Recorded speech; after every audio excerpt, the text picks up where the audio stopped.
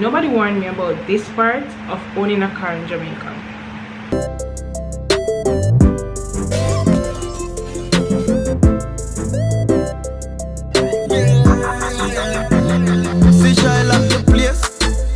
YouTube it. Some other channel just too foolish. Like, subscribe and share. Comment right here. I'm not like dog or YouTube lit.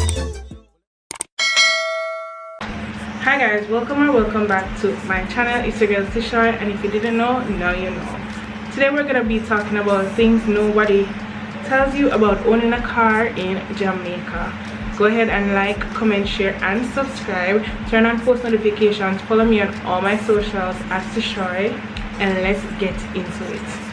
Point number one, maintenance is way more than you expect. Let's talk part availability, mechanic, delays. Hate it. Nobody told me that maintenance would literally be that much. When I got my car, I knew it would need service, but I did not know that you need to service the car after a certain kilometer. The first service I did was probably a year into getting my car, which was so bad, but it wasn't as bad as you would think because I really wasn't driving that much. I lived so close to work and I was only driving to work, and I didn't go nowhere. But guys, that doesn't excuse it. It was really bad, like, and that was because I wasn't from Kingston, and I didn't know people in Kingston, and everybody that I would ask was so expensive I could not afford that. And then I found somebody that was reasonable. Well, they were very affordable actually, and I had them service the car, change out the filters, change out the oil, and now the car is good to go. But don't be like me, service on time.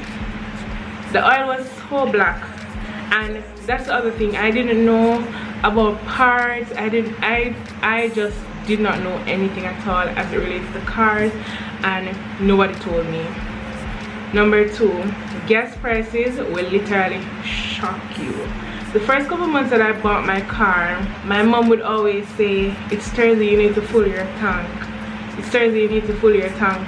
Gas prices are gonna go down, and it would never go down. And in my head I was like, but it shouldn't matter what day it is, because if my car uses gas, right? So what am I gonna do? Not put gas in there and walk? Regardless of whatever price it is, we just have to spend on the gas because that's what it uses. There's no other alternative. So yeah, but gas prices will really shock you. Like the first couple of months, the first year that I had my car, well, let me not say first year, yeah, basically, so the first year that I had my car, the year and a couple months that I had my car, gas was, I used to buy gas every 3 weeks, and it would cost me like $5,000. So in my budget I would just literally put $5,000 gas, and that would cover me for until I get paid. If it's just work, I'm going, right? I'm not talking about no country run, I'm not talking about no extra activity, I'm not talking about no night out. 5 days a week from home to work, that would last me for 3 weeks or 3.5 weeks, $5,000. Now I've moved further from where I was living, and now I have to buy gas every 2 weeks because the traffic and everything. I didn't move much further, but I have to be buying gas much more often. So yeah, nobody told me about the whole gas situation. So yeah. Number 3, insurance. The prices, the fact that it isn't optional, and the fact that if there's no accident for the year, you don't get any money back. I think all insurance companies should just come together and decide that when there's no accident, we give them back at least 50% of the money. Let's be real. Paying that much, and like I said in the previous video that I talked about owning a car, I wasn't the smartest in buying my car, or it's just that I couldn't do any better. I'm not even gonna say I wasn't the smartest, I just couldn't do any better. So I got the car and the license in the same month. I started the car buying process without having my license yet. I was still waiting on my license when I started buying my car, and so the insurance was through the roof.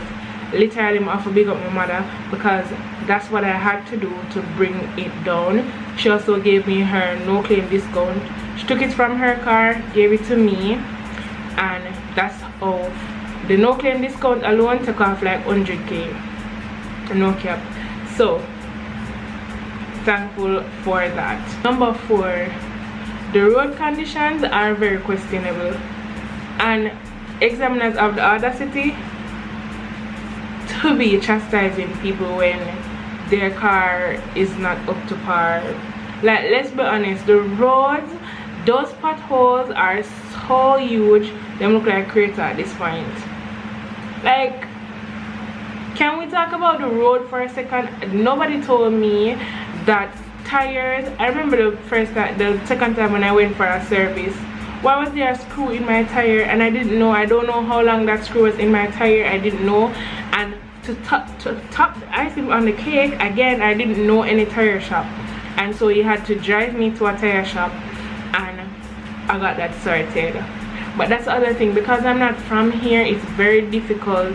And then because I'm a woman, I'm very skeptical when it comes to certain things, because my uncle owns a garage. I know how it is. I know, so the people when we take the woman them for idiot, especially when they think you don't know anything, they will try to take you for a fool. And so I'm very, very, very, very, very careful when it comes to my car and stuff. Yeah, next point. 5, the police them only for counting the days. Only for counting the days. Tell me why. When the police them now waste of time, scrap that. They're always wasting time. Because tell me why the other day I got stopped, and I'm like, okay, fine, I got stopped. It was a lady. She pulled me over and she was like, okay, the reason why I stopped you is because your insurance is expired. Now I'm smiling because I know that there's no way under God that my insurance could be expired in December 2025, because first of all, I bought my car in March, so my insurance expires in March, right?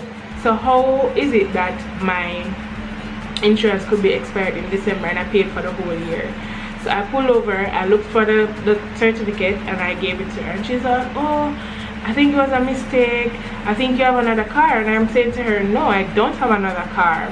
She's like, okay, the other owner, which would be my mom, has another car. And I'm saying to her, yeah, but her insurance is also not expired. She's like, okay, I think maybe it's a tax office problem, maybe they haven't updated their system. And I'm like, and she was ready to give me a ticket too, you know. She was ready to give me the 25,000 ticket too. So I'm like, excuse me? Like, them need to get them facts straight. And then I saw a man on social media say them ticket him for some headlight business, and him headlight was working perfectly when he left home, but somewhere along the way it stopped working, and them ticket him, and all my try beg it out. I'm not gonna lie, sometimes the police them, I know they're doing their job, but some form of leniency has to come into play, because the roads are just not it. Some of the roads are really bad, yeah. We need to get that started.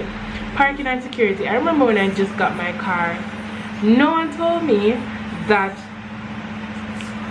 I have to think about parking too, and I used to go places and I couldn't park, and I would just cry and go home because I was stressed. I was always stressed, because only a new driver will understand. Imagine you say you're going to go to the supermarket, and you drove there, you're proud of yourself, and you get there and there's no parking, and probably one parking there, but the person parked bad and you're scared. Yeah, that easily will push you off the edge, easily. So nobody told me that. Would I do it again? Definitely. The sense of independence and peace that comes with having a car, the fact that I don't have to walk to get a taxi, I don't have to walk in the rain, those things will always make having a car worth it. The fact that I don't have to call anybody to come and pick me up here or pick me up there, or I don't have to call anybody and say do this for me or do that for me. I just jump in my car and I do it, and that is just unmatched. For me at least, that is just unmatched. The sense of independence that comes with it, knowing that I don't have to depend on them or I don't have to put anybody out of their way. Yeah, I love that, and I would definitely do it again. 10 out of 10. Having your own car as a woman, especially in Jamaica, 10 out of 10. I don't care what nobody says, okay? I don't care what nobody says. The amount of times that liberty has been like liberty take on me just because I never had a car, and the last time was the last time. I told myself I have to get a car, have to, there's no questions about it. I couldn't even drive at the time, but I said, what, I'm gonna learn to drive, I'm gonna get my license. At that point I didn't even have my learners, and like a month later everything was sorted and I was ready to purchase my vehicle, and a couple weeks after that I had my vehicle.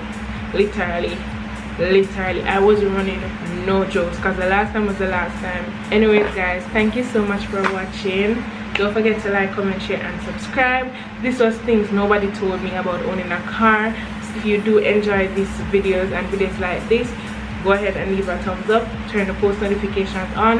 Remember to follow me on all socials at Sishoy, and I'm gonna catch you guys in the next video.